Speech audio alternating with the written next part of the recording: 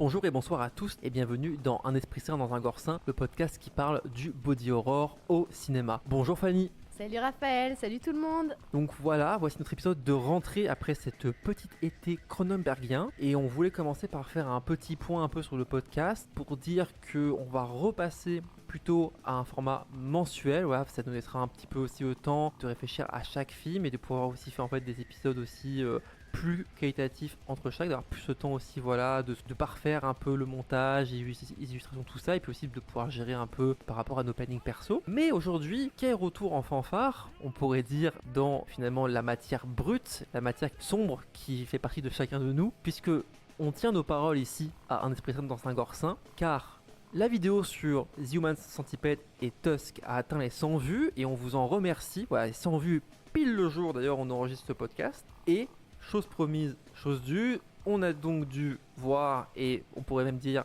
subir, par certains aspects, la suite de la saga, c'est-à-dire Human Centipede 2 et 3, toujours réalisé par Tom Six. Donc on vous invite à aller, si ce n'est pas déjà fait, écouter ou réécouter notre podcast sur Human Centipede 1 pour justement avoir un peu le background autour de Tom Six et pour aussi voir un petit peu quelles sont un peu les origines de la saga, car c'est très important, c'est une saga qui est très méta. Nous allons commencer d'ailleurs par parler de l'épisode 2, qui est le meilleur selon nous bien sûr, et nous allons expliquer pourquoi. Et donc pour faire un rapide résumé du coup de ce deuxième épisode avant d'en discuter ensemble, il suit le personnage de Martin, qui est un quarantenaire porteur d'un handicap mental et qui est fasciné par le premier épisode de la saga, le premier film, qui rêve en fait de pouvoir faire lui-même son propre mille-pattes alors qu'il n'a aucune compétence médicale. D'ailleurs même le slogan en fait de ce second film c'était 100% medically inaccurate par rapport au premier qui se prétend être 100% medically accurate pour rappel. Et du coup pour le coup, s'ensuit nombre de boucheries et nombre de saloperies, on pourrait dire, pour justement qu'il puisse réaliser son rêve. Qu'as-tu ressenti, je pense qu'on peut parler vraiment de ressenti en parlant de ce film, Fanny, lors de notre visionnage ensemble il y a quelques jours? Alors, pour recontextualiser toujours l'expérience de visionnage, bien il y a un an de ça, on voyait ensemble le premier The Human Centipede, et au sortir de ce film dont vous connaissez l'issue, on était extrêmement déçus et on s'était dit ouais, jamais on verra la suite, qu'est-ce que c'est nul, ça ne sert à rien. Et puis on a quand même lancé ce défi avec le podcast de regarder le 2 puis le 3 si la vidéo atteignait les 100 vues, ce qui est le cas comme tu l'as rappelé Raphaël. Et je redoutais cette expérience. Et d'un autre côté, il y a une part de moi, est-ce que c'est la curiosité malsaine, l'attrait finalement pour ce film qui avait l'air d'être incroyablement sombre et dont on m'avait quand même dit des choses intéressantes, en tout cas, ne serait-ce que le regard des gens qui l'avaient vu et qui nous en contaient leur propre expérience. Ah ouais, le 2, ah ouais, quand même. Et donc, je pense que c'est ça qui a éveillé ma curiosité. Et puis de toute façon, voilà, pour le challenge, pour l'esprit, pour le podcast, je m'étais dit, allez, allons-y, regardons ça. Et de toute façon, on l'a vu ensemble. Seul, ça n'aurait pas du tout été la même expérience. Je pense qu'elle aurait été des plus insoutenables, encore plus que ce qu'on a pu vivre à deux, fort heureusement. Et donc, je suis un peu gênée aux entournures, mais je reconnais avoir apprécié le film. C'est terrible pour moi de l'admettre parce que c'est un film d'une gratuité sans nom, incroyablement malsain, terriblement sadique pour rien. Parce que ça, on l'a déjà expliqué à propos du premier, c'est valable également pour le deuxième, encore plus pour le troisième. Tom Six ne raconte rien. Par contre, je crois que dans ce deuxième film, il a montré véritablement de quoi il en est capable. Il a sorti ses tripes, il a sorti les tripes, et je crois que c'est ce qu'on voulait. Ce qu'on attendait dans le premier, où on vous l'a expliqué préalablement dans notre deuxième épisode, le concept en lui-même a été tellement horrifique qu'il nous a déçus dans sa concrétisation, dans sa matérialisation, dans la réalisation. Et là, en fait, on a obtenu ce qu'on voulait. Ce qu'on désirait paradoxalement. C'est terrible de dire qu'on voulait voir ce mille-pattes humain, on voulait voir les abominations de ce mille-pattes, et là on les a vues. Authentiquement, cruellement, avec la plus grande crudité dont il était capable. Et ce qui est à noter aussi dans ce deuxième film, on pourra aussi en discuter, c'est que visuellement c'est le plus beau.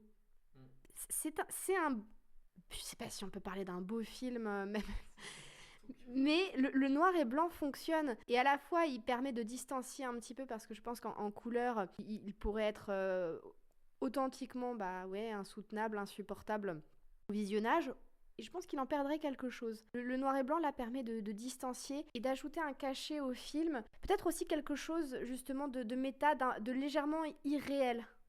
Sachant en précision qu'il y a une version couleur en fait du film qui existe, qu'on n'a pas vue du coup.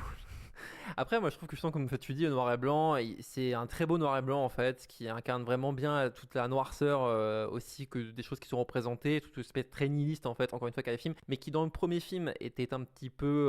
Le problème en fait de Tom Six, c'est qu'il parle trop. En fait, y compris genre en interview, on voit le mec, il veut un petit peu. Ça raconte un peu, ouais, je fais des trucs vraiment extrêmes et tout, ouais, je suis un peu un mec qui attire par des trucs malsains. Mais en fait, c'est une chose de dire et une chose de montrer. Et pour moi, quand il dit les choses, c'est edgy au possible, c'est terrible. Mais quand il montre, là en fait, c'est un film qui n'a quasiment pas de dialogue en fait. C'est-à-dire que le personnage de Martin, il est quasiment muet. Enfin, on entend même pas, on entend quasiment jamais parler, voire même pas, si je me trompe pas. Et en fait, je pense que c'est génial, ça crée un aspect purement direct, diabolique. Et surtout, c'est ça. Tom Six a dit, encore une fois, qu'il voulait en fait que le premier film soit un peu une sorte d'introduction au concept et que le deuxième soit vraiment un peu la pure réalisation en fait de ce qu'il veut faire avec. Et là c'est 100% le cas. En fait, c'est horrible à dire, mais tout ce qu'on imagine de pire pouvant arriver avec ce mi-patte humain et tout ce qu'on a finalement un peu avec notre curiosité malsaine envie de voir arrive dans cet épisode-là. C'est vraiment tout et même des trucs honnêtement qu'on n'avait pas envie de voir mais qui sont arrivés. Et honnêtement, je pense que c'est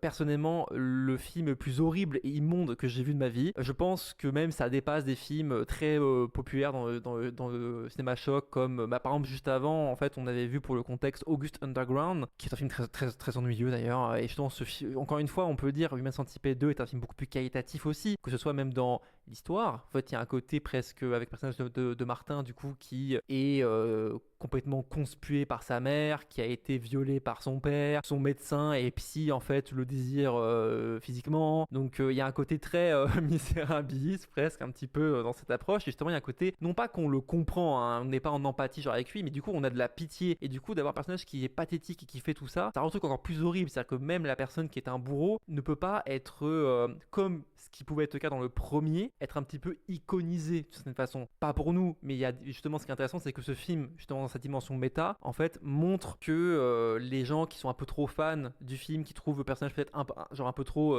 quand même charismatique et cool, bah il leur dit un peu Tom Six, mais vous voyez, vous êtes des dégénérés comme mon personnage. Et on pourrait même dire, on y reviendra dans le 3, qu'il pense, enfin en tout cas il assume faire un peu des films de merde. En fait c'est pas là aussi, je pense que John Waters aime bien parce qu'il y a un peu cette dimension, ouais mais moi je fais des trucs immoraux et je fais un peu de la merde, c'est pas bien ce que je fais, mais il y a un côté justement un peu justement excentrique, un peu too much, qui selon les films je trouvais plus ou moins réussi. Et celui-là, comme c'est un truc qui passe purement par un langage cinématographique et qui finalement va très très très très loin dans l'extrême et dans fait ce qui est même montré, que voilà, dans le premier film, on pouvait rigoler par rapport au aspect oh le caca, ah oui c'est vrai. Là vraiment t'as quand même une scène à base, moi qui est un truc qui pourrait me faire rire de base, mais un peu rire un peu jaune, mais justement au même rire marron. Je sais que tu as envie de dire la blague comme on a beaucoup fait ensemble, mais justement voilà ce rire marron de dire oh là là c'est quand même un peu con et un peu drôle. Mais là franchement la scène avec le laxatif, les personnes qui ont vu le film comprendront, c'est immonde. Mais même moi, j'étais en mode, mais j'étais choqué par ce que j'ai vu. Et même, on peut dire, je pense, par honnêteté aussi, c'est le premier film qu'on voit ensemble, et même de ma part, on a zappé une scène. Il y a une scène qu'on n'a pas pu voir. Le mot de code, c'est barbelé. On ne va pas décrire ce qu'il y a en fait dans cette scène, mais si vous avez le film, vous comprenez. Et là, on a juste zappé. On va y revenir d'ailleurs par rapport au 3, mais il y a un petit problème avec ça, notre Tom Six. Ah, mais te rejoins complètement sur ce que tu as expliqué. Déjà à propos du protagoniste. Oui, protagoniste, mais plutôt antagoniste aussi. Martin, qui est l'un des plus terrifiants que j'ai vu, et notamment par rapport au jeu d'acteur qu'on a tous les deux salué. Contrairement à celui du précédent méchant du film, dans le 1, et l'acteur revient également dans le 3, et on peut déjà l'évoquer. Le jeu d'acteur est catastrophique, il y a une très très mauvaise direction. Alors qu'ici, l'acteur qui joue Martin, je n'ai pas son nom, est d'une froideur. Il est authentiquement terrifiant. Oui, juste son nom, du coup, c'est Lawrence R. Harvey. Et je crois qu'effectivement, là où ça marche, c'est qu'il ne parle pas, mais ses expressions, sa gestuelle suffisent amplement. Ce que j'aimerais ajouter, c'est que on avait lu, par curiosité justement, le résumé de ce film il y a un an, et je l'avais plutôt bien en tête par rapport aux scènes chocs qui étaient décrites dans le résumé Wikipédia, et qui était très détaillé. Et c'est pour ça qu'initialement on n'avait pas envie de le voir. Et malgré en fait ce spoil, malgré le fait qu'on ait déjà une représentation de ce que pourrait donner le film, l'effet il est là, il existe. Donc, quelque part, il est très réussi de ce point de vue. Et effectivement, par rapport à cette scène qu'on n'a pas pu regarder tous les deux, peut-être que certains comprendront et certains partageront aussi cet avis. Là où je suis extrêmement, encore une fois, gênée, c'est que cette scène, je la comprends. Elle pose infiniment de problèmes par rapport à la caractérisation de sa violence. C'est une violence bien spécifique. Je pense que certains auront même déjà deviné de quoi il en retourne. Mais elle s'inscrit logiquement dans la progression de l'intrigue et dans la progression du mille-pattes. Parce que c'est un film qui va crescendo. Là où le premier, voilà, comme on l'a dit, s'en tient à son concept, il réalise son mille-pattes, il lui fait faire quelques expériences, et puis voilà. Là, ce qui est très fort, quelque part dans ce deuxième film, c'est qu'il y a une progression dans l'horreur, dans la violence également, et c'était le paroxysme de la violence et de l'expérience avec le mille-pattes, qui aussi s'intéresse au désir même et à la fascination, en tout cas du protagoniste, de l'antagoniste Martin avec le mille-pattes, dans son rapport, dans son fantasme avec lui. Donc cette scène qu'on n'a pas pu regarder, malgré tout, elle a une logique, elle a une cohérence. Elle n'était pas purement gratuite. Je pense qu'il n'était pas nécessaire qu'elle dure 2 minutes, certainement pas. Et ça montre que Tom Six a un gros problème et que c'est un homme extrêmement, extrêmement bizarre. Mais malgré tout, je la conçois dans la logique interne du film. Pour aussi un peu dire par rapport à cette histoire de résumé Wikipédia, moi je te rejoins que en fait, il y a beaucoup de trucs d'ailleurs, c'est intéressant, c'est que on voit que c'est un très bon film, encore une fois, parce que finalement, il y a des scènes chocs qui étaient décrites où en fait, je m'étais dit ah non mais je pourrais pas voir ça, notamment la fameuse scène du bébé. Voilà, pareil, on va pas décrire ce qui se passe, mais bébé. Et en fait, je me suis dit mais non, je peux pas voir ça. Et en fait, c'est étrange à dire, mais la scène m'a moins choqué que dans mon imaginaire au final. Mais par contre, c'est là où on voit que c'est un très bon film. L'ambiance du film est tellement poisseuse. Et t'as des trucs que tu t'attends pas. En fait, ce qui est choquant, c'est pas forcément les climax des chaînes chocs, sauf la fameuse scène dont justement on a parlé avec Barbelé. C'est plutôt des trucs, je sais pas comment dire, c'est un peu un truc d'ambiance. C'est le malaise, il y a un côté hyper asphyxiant dans l'ambiance, hyper poisseux, hyper déshumanisant. Mais là, il y a c'est très cohérent, c'est très logique et ça montre un peu l'absurdité de la violence aussi. Pour moi, il y a un côté, on voit un peu l'inspiration esthétique avec notamment Salo, dont on avait dit la dernière fois qu'il y avait vraiment, pour lui, c'était un grand choc de sa vie. Et je trouve qu'il y a un peu cette dimension très déshumanisante, très réussie ici, très la violence gratuite, de domination extrême, sans aucune, finalement, de façon très gratuite, voilà. Qui est d'ailleurs opéré par un paria, un marginal de la société. Alors, c'est un discours un peu, je me permets de te couper, hein, c'est peut-être quelque part convenu aujourd'hui, oui, les marginaux qui se rebellent, qui sombrent dans la folie, et même si c'est pas l'approche la plus subtile, je la trouve déjà beaucoup plus pertinente que dans le premier The Human Centipede, où on s'en tient à la figure très lisse, très monolithique du savant fou. Voilà.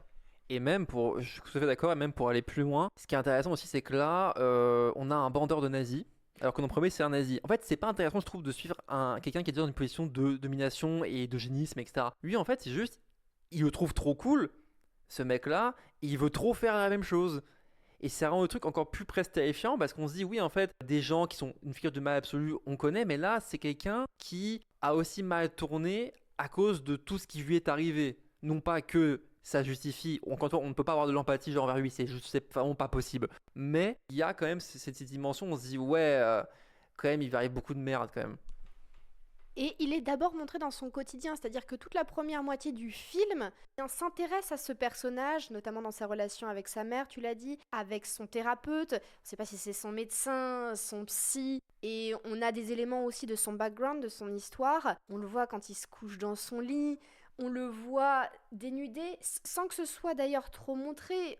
On le voit dans son intimité, dans son rapport à la sexualité. Et c'est pour ça que tout à l'heure, tu parlais des sentiments de pitié qu'on peut ressentir à son égard. Ce personnage, il nous dégoûte dès le départ. Et on sait de toute façon, on comprend quelles sont ses intentions, quels sont ses désirs les plus profonds et ses motivations. Mais le fait qu'on s'intéresse intimement à lui, ça crée une proximité. Et ça lui crée une épaisseur. Contrairement, là aussi, au précédent antagoniste, dont on ne sait rien préalablement. Tom Six arrive à nous mettre en intimité, je sais pas comment dire, à créer un lien avec ce personnage sans jamais le faire parler. Même s'il tombe dans des trucs, effectivement, dans des ressorts très clichés, d'une mère abusive, du père violent, eh bien, ça fonctionne. Toujours aussi avec cette espèce de noir et blanc très poisseux, je suis complètement d'accord, et qui va accentuer cette dimension misérabiliste de l'appartement dans lequel il vit, de cette chambre. En plus aussi le cadre de son travail, c'est plutôt connu pour ceux qui s'intéressent ne serait-ce que de loin à la saga, mais Martin travaille comme gardien, comme surveillant, il surveille les caméras de sécurité dans un parking, donc il a une existence souterraine. C'est quelqu'un qui est invisible aux yeux du monde, donc c'est pour ça que on pourrait pas le redouter au premier abord.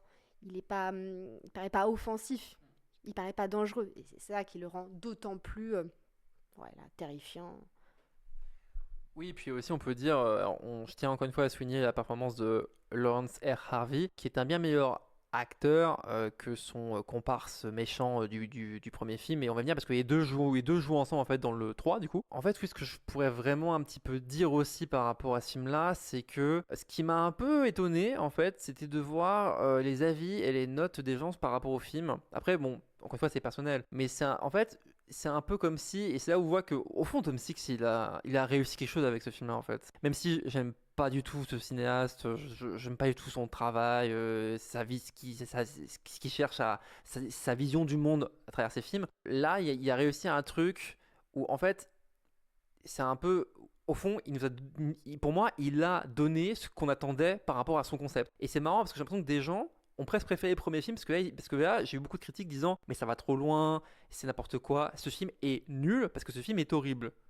Et justement, c'est là où est le paradoxe de ce film-là. Ce film est très bien, bon, c'est pas très bien, mais le film est bien parce que ce film arrive à aller dans l'horreur qui est promise, qui est attendue. Et justement, le caractère très décevant du premier film est complètement ici sauvé par ce film-là parce que au premier film, on s'attend à avoir des horreurs, y compris par la réputation du film. Là, oui, c'est tout à fait mérité sa réputation, honnêtement.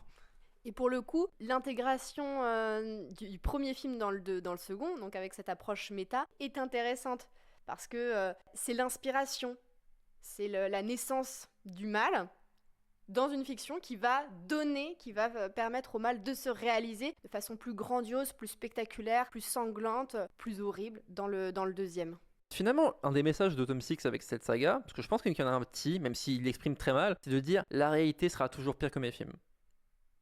Pour moi, il y a ça, un peu. On va y revenir peut-être par rapport au 3 aussi. Mais pour moi, là, ce qui veut dire aussi, c'est que, certes, mes films, entre guillemets, inspirent des... En fait, il y a toujours ce truc d'horrible, en gros, oui, au final, ce que vous avez vu dans le premier qui était horrible et tout, en fait, c'est de la fiction. Et à chaque fois, en fait, il y a une espèce de gradation dans la violence, dans l'humiliation, tout ça. Même si le 3, c'est un peu raté là-dessus aussi. De toute façon, c'est impossible de faire plus hardcore que ce film-là dans la saga. Il a un peu tout fait. Il pouvait rien faire d'autre dans le troisième film. C'est pour ça d'ailleurs qu'il a pris une autre direction de ton.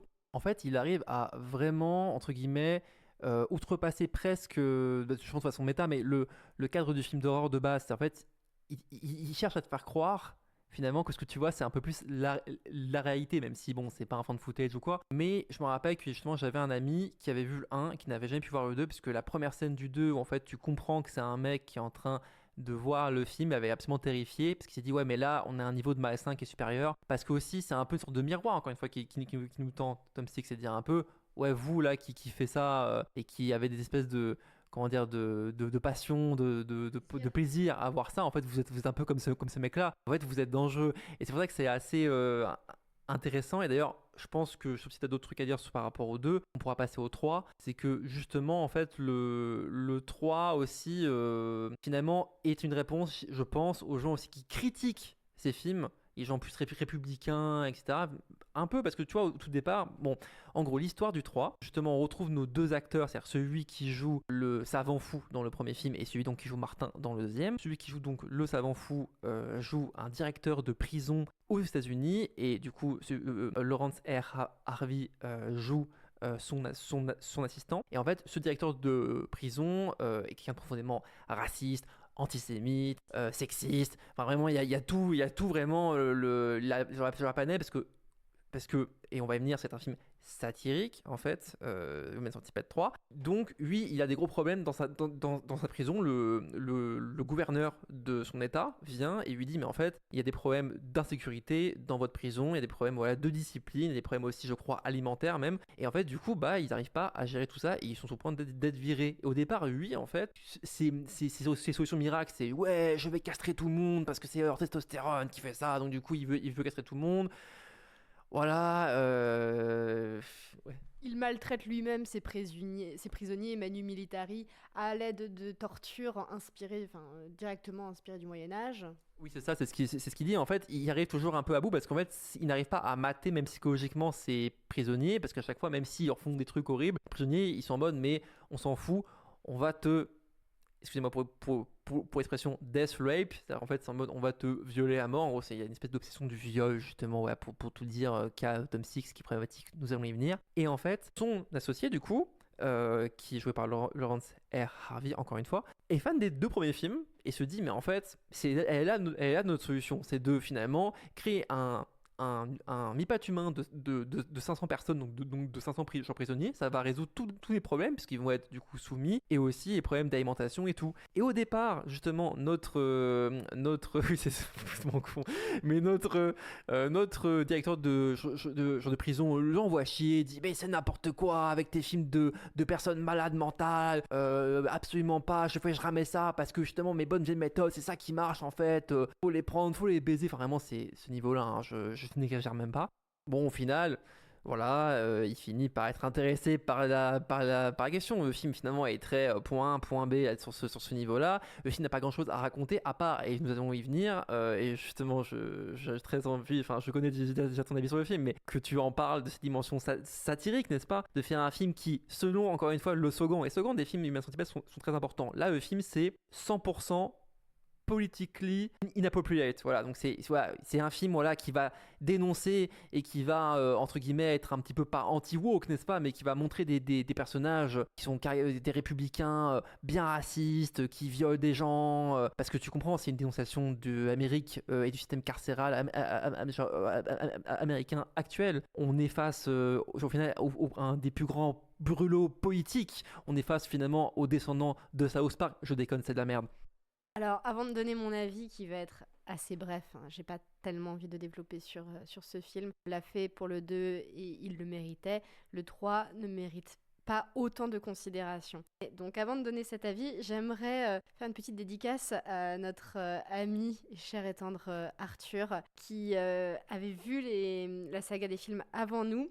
Vous en avez un peu dressé un tableau rapidement. Il avait dit à propos du 2, en fait il a comparé The Human Centipede 3 à Brise de Nice 3. Et j'avais trouvé la comparaison très audacieuse mais extrêmement drôle. Et justement, selon ses termes, il a dit, bon, le 2 il est cassé, le 3, comme dans Brise de Nice 3, il est gaulerie. Et c'est exactement ce qu'a voulu faire Tom Six quand tu parles de mélange des tons. C'est un film satirique. Moi je le vois même comme une sorte de synthèse parce que il poursuit ce rapport méta qui, bon, est une idée. Why not? Selon la logique cette fois-ci à l'échelle de la saga. Et puis il réunit les deux acteurs, les deux protagonistes des premiers pour en faire un duo d'associés. On peut lui reconnaître ça que, bon, il y a une idée d'introduction, il y a une idée de cadre, plus dans ce système carcéral qui justifie effectivement la réalisation cette fois-ci d'un mille-pattes super grandeur avec une super échelle, puisque dans le premier, c'est un mille-pattes de 3 humains, le deuxième, un mille-pattes de 12 personnes, et on finit sur un mille-pattes de 500 personnes, ce qui paraît complètement délirant. Oui, et d'un autre côté, le film dit non, c'est possible dans un certain cadre, le cadre d'une prison, avec cette figure complètement dictatoriale du savant fou qui est le dirigeant de la prison, comme tu l'as très très bien présenté. Mais le film est d'un ennui mais d'un ennui. Je m'attendais, j'avais quand même quelques espoirs. Je me doutais que la réalisation du mille pattes se déroulerait sur le dernier segment du film, mais on peut le spoiler de ce point de vue, on ne le voit quasiment pas. Alors que là aussi, c'est le seul intérêt de ces films, de voir le mille pattes. Et autant dans le premier, on le voit assez rapidement, on en est déçu. Dans le deuxième, on le voit, on en a plein la vue. Le troisième, on ne le voit quasiment pas. Tout le film, ou presque, se concentre sur les bavardages, parce qu'il s'agit bien de bavardages, entre ce directeur de la prison et son associé, entre le directeur de la prison et le gouverneur, pour montrer à quel point ce personnage est ignoble et raciste. Ouais, on sait pas s'il est nazi ou ultra-républicain dans le pire cliché. En tout cas, c'est un personnage qui nous inspire le dégoût, la répugnance et l'horreur. Mais il n'est pas réussi. Et là aussi, on avait évoqué son jeu d'acteur. Il passe son temps à gueuler comme un putois et c'en est juste pénible. Ce film m'a profondément, je pense que ça s'entend autour de ma voix, m'a profondément énervée. J'étais en colère. Alors, au-delà, en plus de toutes les scènes problématiques quand il s'agit de représentation du sexisme de ce personnage, oui, il est sexiste, donc c'est même pas qu'il met une main au cul. Si, il met une main au cul à sa secrétaire, mais il va plus loin, il la viole, hein, et d'ailleurs, dans les 5 premières minutes du film, on voit une scène de viol quasiment édulcorée, qui est presque censée faire rire, donc ça pour le coup, c'est proprement impossible. Ensuite, voilà, à un moment donné, elle lui fait une fellation, parce que bien sûr, c'est ce que font toutes les secrétaires d'un mec abominable qui voit les femmes comme des objets. Oui, on comprend bien que c'est une critique, mais c'est grossier, c'est plus que grossier, c'est vulgaire. Ce film est authentiquement vulgaire.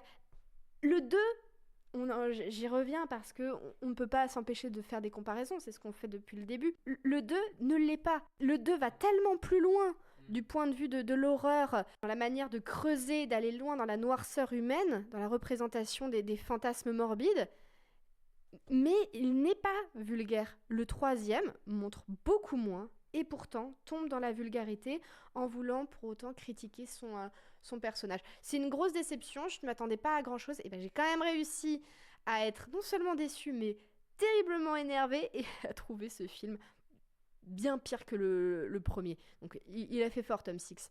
C'est pour ça que c'est une saga complètement, selon moi, certes irrégulière, mais je ne sais pas quoi en penser. Non, je n'aime pas ce réalisateur. J'ai quand même une reconnaissance et je peux pas dire une affection pour le deuxième volet, mais en tout cas, il m'a procuré des sensations que je ne saurais imaginer et il m'a tenu en haleine tout du long, ce qui prouve que d'une certaine façon, c'est un bon film, et ça, on va être obligé de le reconnaître, et pourquoi pas. Mais par contre, le troisième est vraiment un ratage. En plus, il a quelque chose de prétentieux.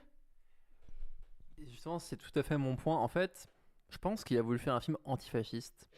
Mais c'est vrai, pas de blague. Mais en fait, je pense que c'est un peu ce problème qu'il a en fait entre l'incarnation et le dire. En fait, le problème c'est que c'est pas un film qui est antifasciste, comme par exemple le deuxième film est un film horrible. En fait, le premier film, Human Centipede, c'est un film qui te dit je suis horrible, mais il n'est pas vraiment horrible. Le deuxième, c'est un film qui ne te dit rien, il te dit rien, mais il te montre qu'il est horrible. Il est horrible en son essence. Celui-là, en fait, il a dû se dire oui, mais en fait. Au final, c'est pour ça que c'est prétentieux, je te fais d'accord. Mais je veux dire, oui, mais en fait, au final, oui, c'est un peu le truc de domination ultime. Et en fait, des gens, on est tellement justement dans une société qui se fascise, et c'est vrai. Il y a des gens qui seraient prêts justement à appliquer mon truc pour justement assouvir leur fantasme de domination blanche et de domination économique aussi complètement. Parce que l'idée aussi avec la réalisation de ce mille patch, je me permets, il trouve quand même le moyen de dire oui c'est satirique, mais ça nous permettra de faire des économies. Déjà en montrant aux probables criminels, aux futurs criminels, ce qu'on est capable de faire dans les prisons, c'est-à-dire de mettre en place un système de torture en créant une chaîne humaine, un seul tube digestif humain, bon, c'est le concept de The Human Centipede, eh bien ça va être dissuasif d'une part, donc il y aura moins de criminalité. Aussi, eh bien, on aura moins d'argent à dépenser pour le bien-être dans les prisons ou pour juste les conditions de vie des prisonniers. On n'aura même plus à investir dans l'alimentation puisque eh bien ils vont manger leurs propres excréments et ils s'auto-régulent. Et ça permettra de libérer plus de fonds pour l'éducation, pour les hôpitaux. Non mais ça va tellement... Oui, on sait que ça va loin, mais le politique là-dedans est d'une et d'un ennui et d'un ridicule, moi qui me désespère. Enfin, je peux pas voir du politique dans The Human Centipede. En fait, je comprends. Après, moi, je pense que le truc, c'est que, encore une fois, c'est juste que c'est un mec qui sait pas parler, quoi. C'est-à-dire que, en fait, le problème qu'il a aussi, c'est qu'il te montre des choses en mode, oui, vous voyez, ce mec est horrible, etc. Mais en même temps, il peut pas s'empêcher un peu d'iconiser, encore une fois, un peu comme Verhoeven d'ailleurs, mais ça, c'est un autre débat. Comme beaucoup de réalisateurs, ça, c'est vrai. Mais c'est vrai que moi, je pense à Verhoeven tout de suite, parce que c'est vrai que Verhoeven, moi, j'ai un gros problème genre avec lui, c'est que pour moi, il iconise toujours un peu ce qu'il critique. Mais pour moi, il y a un peu ce truc-là. Notamment, il veut te montrer que le mec est un mec horriblement violeur. Mais il peut pas s'empêcher de faire des plans en permanence sur la poitrine de la meuf et surveiller son cul. Mais là, on dit oui, on comprend, on est du point de vue un petit peu Matisse et tout, de ce mec-là et tout. Mais en même temps, pas vraiment. C'est-à-dire qu'en fait, j'ai l'impression quand même, il arrête pas de vous quand même dire, comme en fait tu dis, au final, c'est presque un peu une bonne idée, n'est-ce pas? Même si tu vois, en fait, c'est un peu ce côté de killatrainiste. En mode, au final, il n'y a pas de, comment dire, de bonne valeur genre poétique, parce que finalement, tout est un petit peu en permanence genre perverti, et genre au final, même des idées absolument horribles et fascistes peuvent avoir genre un bon effet social, enfin dans ce qu'il dit un peu de façon ironique, hein. Ouais, il y a un peu ce côté, c'est pour un petit peu montrer ça, le ridicule des êtres humains, des puissants. En fait, le problème, c'est qu'en fait, il te le gueule, mais en fait, je veux pas envie de voir un slogan de manif raté. J'ai envie de voir un film. J'ai envie de voir un film qui me montre des choses par les images et pas un film qui me fait une espèce d'une logorée raciste et prétentieuse. Ça rejoint en fait une critique plus large que je pourrais adresser, je m'en suis rendu compte récemment, à tout un tas de réalisateurs de films d'horreur. Je pense que certains n'assument pas de s'en tenir à un sujet horrifique et veulent rendre leur film, je le dis peut-être de façon un peu caricaturale, mais ils veulent rendre leur film intelligent, ils veulent qu'il y ait un propos. Alors, il y a plein de films, horreur ou pas, qui ont un propos qui va vers quelque chose de politique ou qui va questionner la nature humaine, les pulsions, les désirs, le réel. Et comme tu le dis très bien, en fait, je trouve que ça passe encore mieux dans le cinéma de genre. C'est ça sa force par les images, par l'étrange, par la sidération. Mais il y a des films aussi, il faut l'admettre, qui n'ont pas spécialement de propos ou dont le propos est très limité et on va les voir pour d'autres raisons. The Human Centipede en fait partie. Et je pense que Tom Six, comme d'autres, il a envie que son film, quelque part, raconte un truc. Il veut le placer dans un cadre, et c'est pour ça que d'ailleurs c'est le 3e volet. Il veut le mettre dans cette grande boîte de la réalité historique, du propos politique, et c'est logique que ce soit la satire en dernier lieu. Mais, je suis navrée, il n'a pas le talent pour ça. En tout cas, The Human Centipede ne va pas dans cette direction. Je trouve qu'il y a une faute, il y a une erreur, là où il aurait dû s'en tenir de façon très limitée, très brute, à la monstration de l'horreur, l'abomination absolue.